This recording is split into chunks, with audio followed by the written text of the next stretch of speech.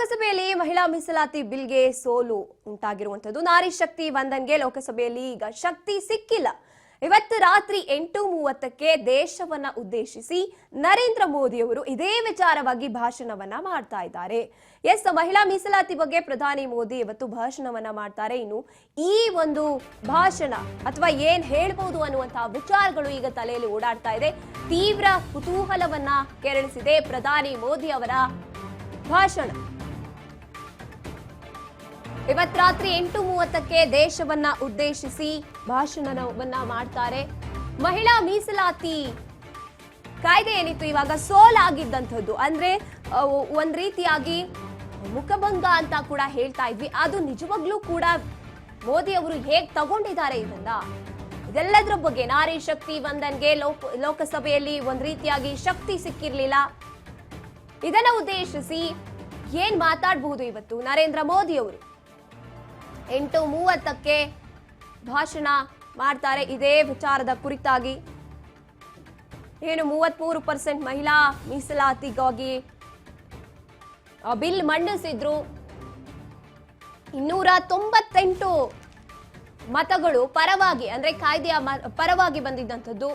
ಇನ್ನು ವಿರುದ್ಧ ನೋಡ್ತಾ ಹೋದಾಗ 230 ಬಂದಿದ್ದಂಥದ್ದು. ಈಗ ಇದೇ ವಿಚಾರದ ಕುರಿತಾಗಿ ಈ ಕಡೆ ವಿಪಕ್ಷಗಳಂತೂ ಕೆಂಡ ಕಾರ್ತಾ ಇತ್ತು. ಇದರ ವಿರುದ್ಧವಾಗಿ ಕಾಯ್ದೆ ತಂದಿರುವಂತದ್ದು ಅಥವಾ ಬಿಲ್ ಮಸೂದೆಯನ್ನ ತಂದಿರುವಂತದ್ದು ನಮಗೆ ಒಪ್ಪಿಗೆ ಇಲ್ಲ ಅಂತ. ಆದ್ರೂ ಕೂಡ ಬಿಜೆಪಿ ಅಥವಾ ನರೇಂದ್ರ ಮೋದಿ ಅವರು, ಅಮಿತ್ ಶಾ ಅವರು ಮಂಡಿಸಿ ಆಗಿತ್ತು. ನಿನ್ನೆ ವೋಟಿಂಗ್ ಕೂಡ ನಡೀತು. ಇದೇ ವಿಚಾರವಾಗಿ ಏನ್ ಹೇಳೋಕ್ ಹೊರಡ್ತಾರೆ ಹಾಗಿದ್ರೆ? ಮಹಿಳಾ ಮೀಸಲಾತಿ ಏನು 33% ಮಹಿಳೆಯರಿಗಾಗಿ ಮೀಸಲಿಡಬೇಕು, ಅದು ಒಂದು ರೀತಿಯಾಗಿ ಮತ ಚಲಾವಣೆಯನ್ನ ಮಾಡುವಂತ ಸಂದರ್ಭದಲ್ಲಿ ಮಹಿಳೆಯರಿಗೆ ಒಂದು ಬಲ ನೀಡಿದಾಗತ್ತೆ. ಸಾಕಷ್ಟು ವಿಚಾರಗಳನ್ನ ಇದರಲ್ಲಿ ಇಟ್ಕೊಂಡು, ಪ್ಲಾನ್ಸ್ ನ ಇಟ್ಕೊಂಡು ಇನ್ನು ವಿಪಕ್ಷಗಳ ವಿಚಾರವನ್ನ ನಾವು ನೋಡ್ತಾ ಹೋದಾಗ 2029ರ ಎಲೆಕ್ಷನ್ ಗಿಮಿಕ್ ಇದು. ಇದಕ್ಕೆ ಯಾವುದೇ ಕಾರಣಕ್ಕೂ ಕೂಡ ನಾವು ಒಪ್ಪಿಗೆನ ಸೂಚಿಸೋದಿಲ್ಲ ಅಂತ ಹೇಳ್ತಾ ಇದ್ದಂಥದ್ದು. ಇನ್ನು ಸಂವಿಧಾನಕ್ಕೆ ವಿರೋಧವಾಗಿ ನಡ್ಕೋತಾ ಇದ್ದಾರೆ ಆಡಳಿತ ಪಕ್ಷ ಅಂತ ಕೂಡ ಒಟ್ಟಾರೆಯಾಗಿ ವಿಪಕ್ಷಗಳು ಹೇಟ್ ಮಾಡ್ತಾ ಇತ್ತು. ಅದೇ ರೀತಿಯಾಗಿ ತಮ್ಮ ಮತ ನೀಡೋದ್ರ ಮೂಲಕ, ಅಂದ್ರೆ ಇದಕ್ಕೆ ಒಪ್ಪಿಗೆ ಇಲ್ಲ ಅಂತ ಹೇಳೋದ್ರ ಮೂಲಕ ಒಂದು ರೀತಿಯಾಗಿ ಸೋಲಾಗಿದೆ ಈಗ ಮಹಿಳಾ ಮೀಸಲಾತಿ ಬಗ್ಗೆ. ಹಾಗಿದ್ರೆ ಇವತ್ತು ಏನ್ ಮಾಡ್ತಾ ಇರ್ತಾರೆ?